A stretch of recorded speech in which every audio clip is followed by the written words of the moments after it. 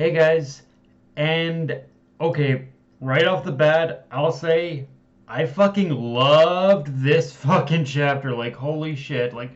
okay, so I guess to start off, I'll be honest. I'm a little mixed on the way this chapter opens because on one hand, I was weirdly disappointed that no one died in that explosion, and it's not like I'm saying I wanted the whole team to die with Deku, Genos, Hawks, and Endeavor being the only survivors. But at the same time, having just one person get caught in the blast, I think would have helped to give the aftermath not only more of a sense of weight, but also to reinforce the idea that they're not only running out of options, but manpower as well. But on the other hand, though, just the fact that they did just barely make it out of that explosion alive does also show that they're in a position where they can't afford to lose anyone either. So yes, I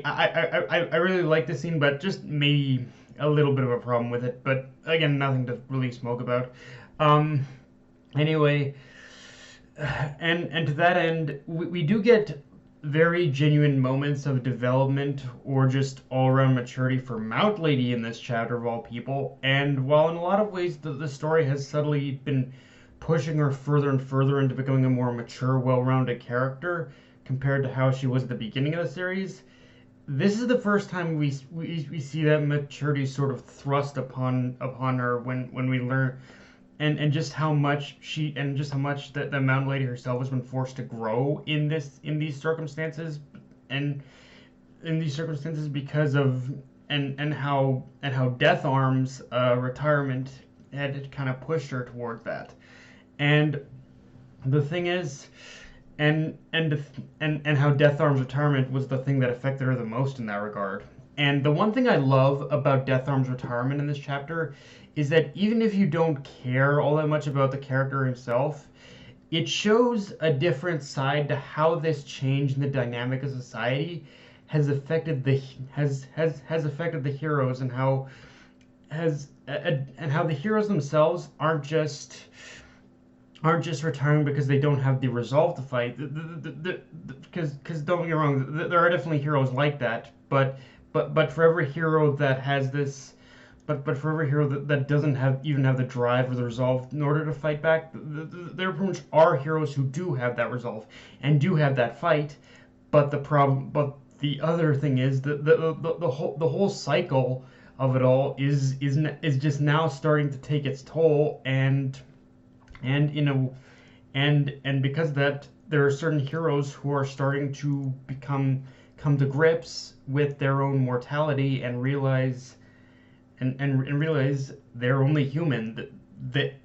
and just come to terms with their own they are human and they are just and they are human beings, and I love that. It's showing that here is it's ripping the veil off the grandiose side of heroes and showing that all these people are human beings like us. They are part of humanity, and yeah, I love it. I just I lived I lived this I lived for every moment of this chapter, frankly. Um,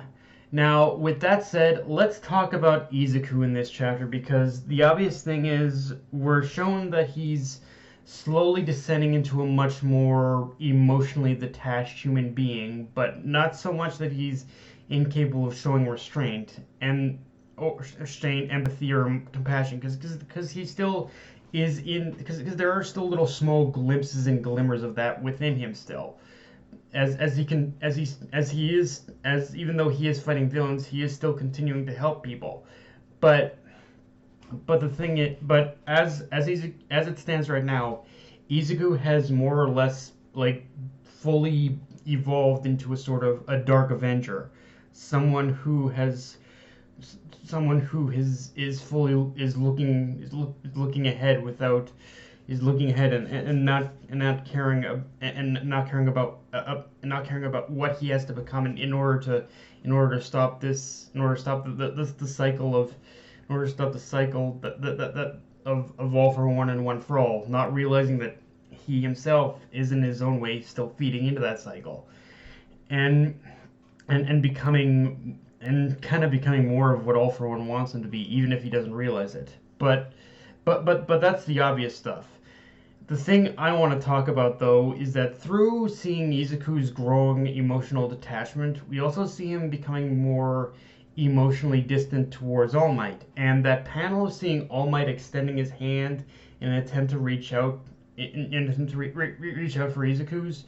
really got to me because that just says so much with so little. And one thing I thought of immediately is that on the current path Izuku is going on, in his attempt to distance himself from the others to protect them, he may just end up creating a sort of a self-fulfilling prophecy. Because again, that image of All Might reaching out to Izuku shows their bond is slowly breaking, and the more Izuku distances himself from All Might, the more All Might will grow desperate to fulfill his promise of protecting Izuku, and ultimately, if this dynamic continues on the path it is, it can only lead. It can really, again, going off the self-fulfilling prophecy bit, it can only lead to All Might's prediction on All Might's future. It's on All Might's future becoming his own self-fulfilling prophecy, and he's becoming the reason All Might dies. Like it's again, it might seem weird, but I genuinely, if something doesn't change, if something doesn't change right now about Izuku,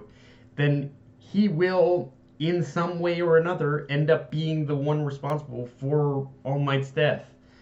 And I think,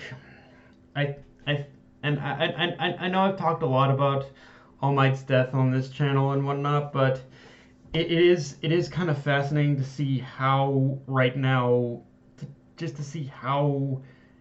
right now, like Horikoshi seems to be laying the just truly, like he's hinted at it, and he's done little things to kind of support the idea, but now this is where I think he truly is laying the groundwork for All Might's death to happen. Like it almost feels inevitable at this point, at the pretty much rate at the pretty much rate that pretty much Izuku is going. Like Izuku, in Izuku thinking he's protecting All Might, he may just end up being the one who kills him, even if indirectly. And with that said, though, we do get reintroduced to Stain in this chapter, and he's been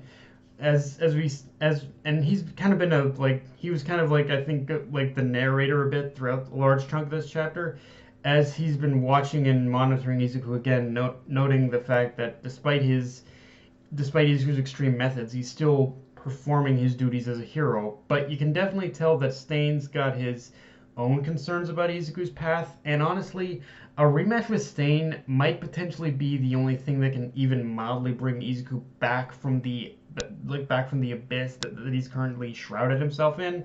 because Stain was, and because in a lot of ways Stain was and still is a looming presence that had influenced Izuku and how to remain true to your convictions as a hero. So a rematch might just be the thing to remind Izuku the reason why he chose this path to begin with, and how he can be how he can be who he was, even in these dark times. Because the fact is, right now Izuku is losing something far more important than his convictions right now, which is perspective, and he can only go so much further before he loses the very thing that makes him who he was and still is. And Izuku also needs to be reminded the reason why Stain even spared him to begin with. It's because Stain saw potential in him, and as it stands, Izuku is foregoing all that in favor of the pursuit of All for One itself. So yeah, right now he just, I at this point, like I'm really kind of just looking forward to the possibilities of what a Stain and Izuku rematch would look like. And right now I think that is really needed right now, in order to just remind Izuku of why he became a hero, what it is about him that makes him a hero, all that stuff. It really needs to be reinforced right now. But yeah, guys, that's all I got for this review. If you enjoyed the video, like, comment, subscribe. I'm on Twitter, from there, analyst Crunchyroll, and be sure to hit the notification bell, the notification button, and just share it around. Guys, Death Knight of Anime, signing off. Later.